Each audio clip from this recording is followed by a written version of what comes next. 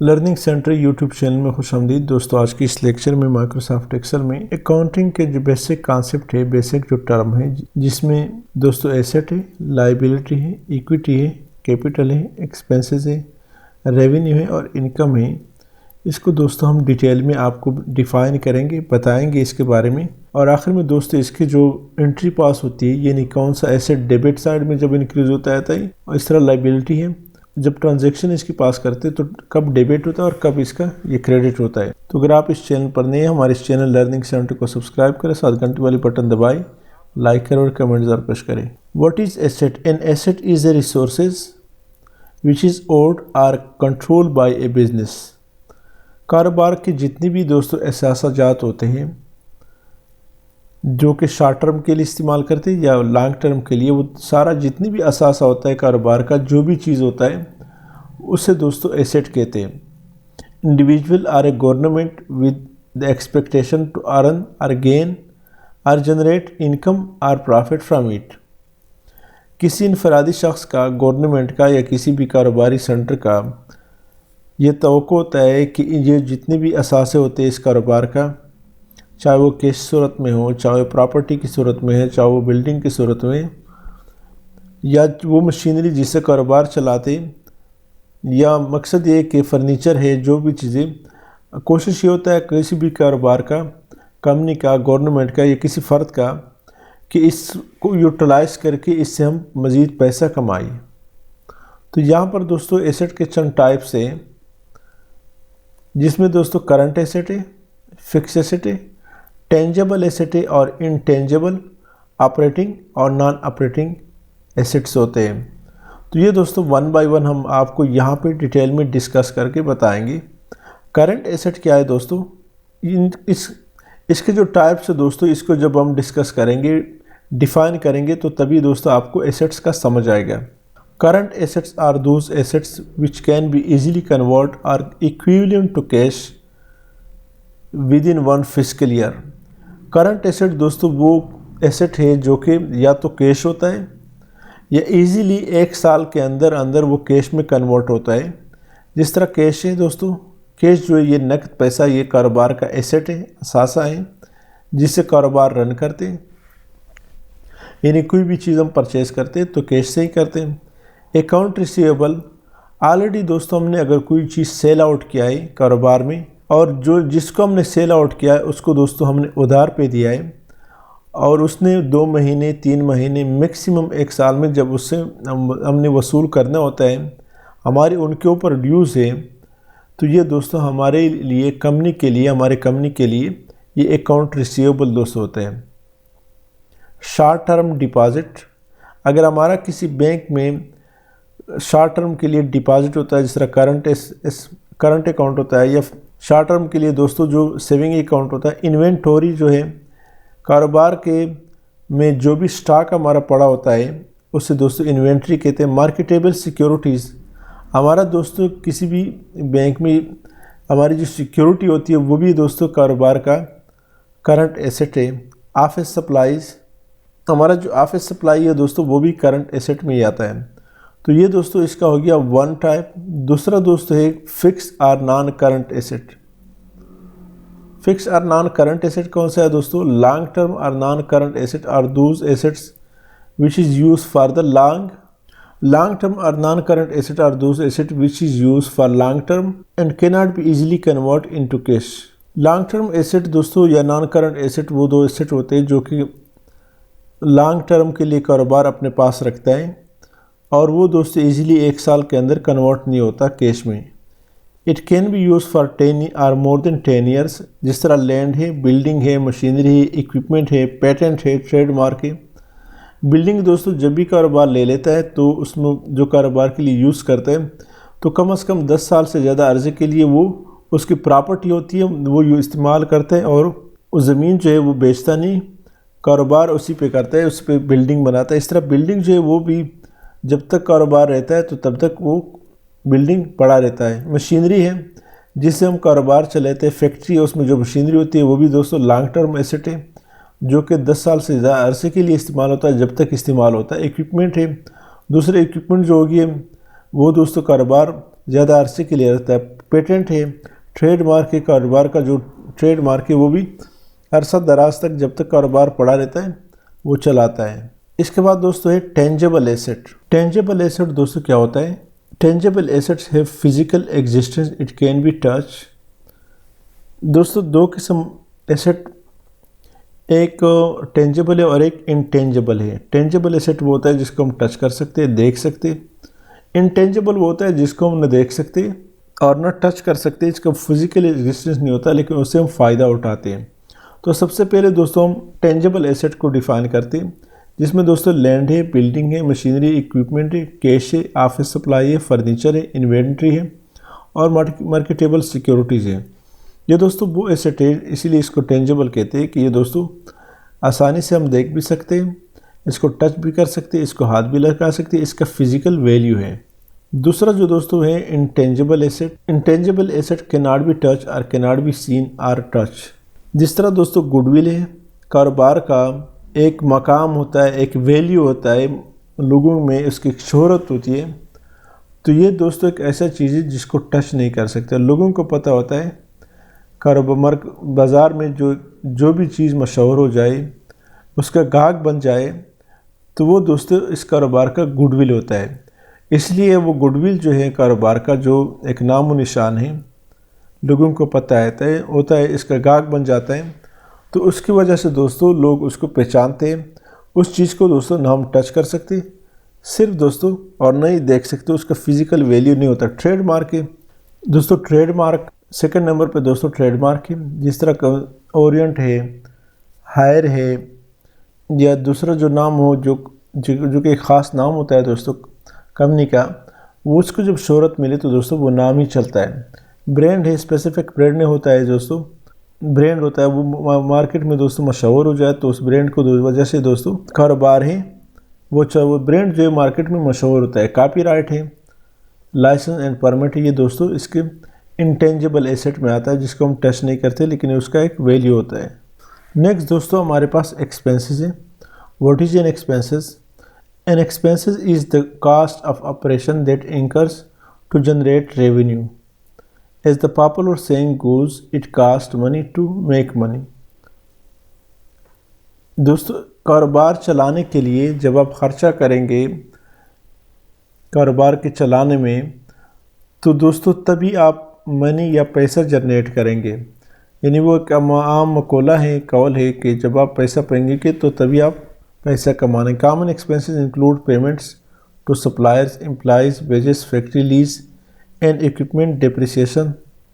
Businesses are allowed to write off tax deductible expense on their income tax return to lower their taxable income and thus their tax liability। Equipment हो गया दोस्तों, equipment जब खरीदते हो तो जाहिर बात है खर्चा उसके ऊपर आता है सारी। इक्विपमेंट डिप्रिसिएशन, इक्विपमेंट के ऊपर जब डिप्रिसिएशन हम निकालते हैं यानी उसका वैल्यू जब कम होता है, डिवैल्यू होता है, तो दो भी दोस्तों एक्सपेंस में आता है। There are two main categories of business expenses in accounting, operating expense and non operating expense. दो किस्म के अखराजात होते हैं दोस्तों, एक ऑपरेटिंग एक्सपेंस है जिससे हम कारोबार चलाते हैं और एक दूसरा है नॉन ऑपरेटिंग, जो कि जिसे दोस्तों नॉन ऑपरेटिंग एक्सपेंस कहते हैं। ऑपरेटिंग एक्सपेंस दोस्तों है जो कि हम डे टू डे अखराजात करते हैं, और नॉन ऑपरेटिंग दोस्तों जो पहले या कभी कभार बड़े लेवल पे करते हैं, वो दोस्तों नॉन ऑपरेटिंग में ही आता है। What is a business capital? कारोबार का कैपिटल दोस्तों क्या होता है? Business capital is refer to all the resources और assets of the business through which the company run the business. कारोबार के दोस्तों जितनी भी रिसोर्सेज होते हैं जिससे कारोबार चलाते हैं वो दोस्तों कैपिटल इससे कहते हैं। Business acquire capital either by owner or partner of their business or selling of its stock of business and by debt take from the outsider। businesses capital वसूल करता है, कैपिटल लेता है, या वो उसके जो पार्टनर होते हैं कारोबार का वो आपस में कंट्रीब्यूट करता है। अगर एक मालिक हो तो वो पैसा कारोबार में ले आता है, या कारोबार के जो स्टॉक होते हैं उसको सेल आउट करते हैं, यानी जिस प्रोडक्ट में वो बिज़नेस करता है, या बाहर से कर्ज़ा ले लेता है उससे कारोबार शुरू करता है। There are 3 main separate type of capital, seed capital, working capital और ग्रोथ कैपिटल। कारोबार के दोस्तों कैपिटल के 3 मेन टाइप्स हैं, इसको वन बाय वन डिफाइन करेंगे। Seed capital, seed capital is the initial investment which is required to start the business. कारोबार करने के लिए जो इनिशियल इन्वेस्टमेंट होता है उसे दोस्तों सीड कैपिटल कहते हैं। Working capital is the capital through which the company run its day to day activity of the business. जो कारोबार के डे टू डे एक्टिविटी को चलाता है उसे दोस्तों वर्किंग कैपिटल कहता है। Growth capital is the fund which is required to expand, this fund is use to expand and also to sustain the business. कारोबार को दोस्तों एक्सपेंड करने के लिए और सस्टेन यानी बरकरार रखने के लिए भी कैपिटल की ज़रूरत होती है। यानी दोस्तों कैपिटल में एक वो सरमाया हो गया जो कि मालिकान इकट्ठा कर लेता है। दूसरा दोस्तों कैपिटल में वो पैसे भी शामिल है जो कर्जा लेके लोन लेके बाहर से वो कारोबार में, यानी जितने भी रिसोर्सेज है जहाँ से भी पैसा कलेक्ट किया है कारोबार चलाने के लिए, चाहे का मालिक है या बाहर से, ये सब दोस्तों कैपिटल में ही आता है। इक्विटी दोस्तों डिफाइन कर लेते हैं। इक्विटी क्या है? What is the business equity? Equities is a fund or resources which is provided by the owner or the partner of the business or shareholder of the business. कारोबार में वो पैसा जो मालिकान, एक मालिक हो या ज़्यादा मालिकान हो, वो जब दोस्तों कारोबार में पैसा लगाते हैं तो उसे दोस्तों इक्विटी कहते हैं। There are 3 main common equity types, share capital, contribution surplus, retained earning and profit और लॉस। कारोबार में जब मालिकान दोस्तों पैसा शेयर कर लेता है, कंट्रीब्यूशन सरप्लस, जो मालिकान दोस्तों आपस में जो पैसा उनका होता है वो उसका जो सरप्लस होता है वो कारोबार में ले आता है। रिटेन्ड अर्निंग, वो पैसा जो कि अर्निंग में एक ख़ास हिस्सा दोस्तों वापस कारोबार में डाल देता है, उसे दोस्तों रिटेन अर्निंग कहते हैं। सालाना जो प्रॉफिट है वो भी कारोबार में जब चला जाते हैं तो ये भी दोस्तों इक्विटी का टाइप है। यानी इक्विटी दोस्तों सिर्फ वो फंड है जिसमें किसी किस्म का कर्जा लोन शामिल नहीं है, लाइबिलिटी शामिल नहीं, ये सिर्फ दोस्तों मालिक का ही पैसा होता है। जबकि कैपिटल में दोस्तों मालिक का पैसा प्लस लोन इकट्ठे होते हैं। Equity is calculated in this way, equity asset minus liability is equal to equity और ओनर इक्विटी। एसेट से दोस्तों जितनी भी एसेट है उससे जब लाइबिलिटी यानी कर्जा निकाल दी तो ये दोस्तों इक्विटी भी कहते हैं और ओनर इक्विटी भी कहते हैं। Equity is also listed in accounting at its book value.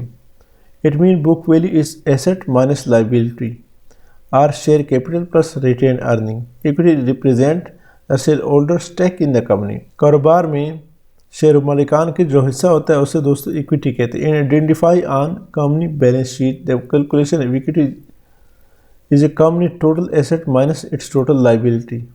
Revenue दोस्तों क्या है? What is revenue? In accounting revenue is the total amount of income generated by the sale of goods and services related to the primary operation of the business. रोज़मर्रा कारोबार का रोज़मर्रा जो operation होता है उससे दोस्तों यानी जब उसने स्टॉक सेल आउट किया या कुछ सर्विसेज प्रोवाइड किया जिसके थ्रू वो पैसे कमा ली, इसे दोस्तों रेवेन्यू कहता है। Commercial revenue may also be referred to as the sale of or as turnover. Some companies receive revenue from interest, royalties or other fees. जब कारोबार इंटरेस्ट वसूल कर ले, कर्जा दिया उस पर इंटरेस्ट वसूल, रॉयल्टी उसको मिले कारोबार को या फ़ी मिले, तो ये भी दोस्तों रेवेन्यू में आता है। Revenue is also known as sales or on the income statement. Financial statement दोस्तों जो इनकम स्टेटमेंट है उसमें जो सेल मेंशन करते हैं वो दोस्तों कारोबार का रेवेन्यू होता है। Revenue is a state annual income from which public expenses are met. किसी भी रियासत का लोगों से जब revenue is a state annual income from which public expenses are met, रियासत का जो इनकम होता है उससे दोस्तों लोगों के अखराजात पूरे करते। Operating income is revenue from the sale of goods or services less operating expenses. Non-operating income is infrequent or non-recurring income derived from secondary lawsuit proceed. Non-operating income दोस्तों होता है जो शाज़ व नादर कंपनी वसूल कर लेता है या कमा लेता है, वो ऑपरेशनल नहीं होता। What is income? For shareholder, individual income is a sum that includes any wages, salary, profit, interest, payment, rent, or other form of earning received in a given. जब भी कारोबार कोई वेजेस वसूल कर ले, सैलरी वसूल कर, प्रॉफिट इंटरेस्ट वसूल कर ले या रेंट उसको मिले अदर फॉर्म से ऑफ अर्निंग, तो इसे दोस्तों income. Revenue is the total amount of income generated by the sale of goods और services related to the company's primary operation. Income और net income is company total earning और profit. जो revenue है दोस्तों वो total amount of income generated by the sale of goods. जब भी कारोबार में दोस्तों हम सेल आउट करते हैं तो उसमें कास्ट भी शामिल होता है, हर चीज़ें शामिल होती है, ये दोस्तों रेवेन्यू कहते हैं इसे। जबकि जो इनकम है दोस्तों, इसे दोस्तों हम नेट इनकम कहता है, उसमें जितने भी अखराजात हैं वो जब निकाले तो वो दोस्तों नेट इनकम में आता है। When investor and analysts speak of the company income, they are actually referring to a net income। अमूमन जब भी कारोबार के इनकम के बारे में कहते हैं तो उससे अखराजात निकाल के जो अर्निंग हो जाता है, बच जाता है, उसे दोस्तों इनकम भी कहते हैं या नेट इनकम कहते हैं। They are actual referring to net income और the profit from the company. जो मुनाफा आता है वो दोस्तों उससे इनकम कहता है। तो ये दोस्तों कुछ बेसिक कॉन्सेप्ट है अकाउंटिंग के, जिसको दोस्तों आज हमने डिफ़ाइन किया। उम्मीद है आज की इस लेक्चर की समझ आएगी। इसको दोस्तों मज़ीद हम आगे डिफ़ाइन करते हैं। इसको जो कहाँ पे इसका ट्रांजैक्शन पास होती है, डेबिट क्या होता है, क्रेडिट क्या होता है, ये जितने भी एसेट, लाइबिलिटी, इक्विटी, कैपिटल जितने भी हैं, ये कब डेबिट होता है और कब क्रेडिट होता है, ये सारा दोस्तों हम नेक्स्ट लेक्चर में आपको डिफ़ाइन करके दे दें। उम्मीद है आज की इस लेक्चर की समझ आई। अगर आज की इस लेक्चर की समझ आई तो हमारे इस चैनल लर्निंग सेंटर को सब्सक्राइब करें, साथ घंटी वाली बटन दबाएं, लाइक करें और कमेंट जरूर प्रेस करें। Thank you so much.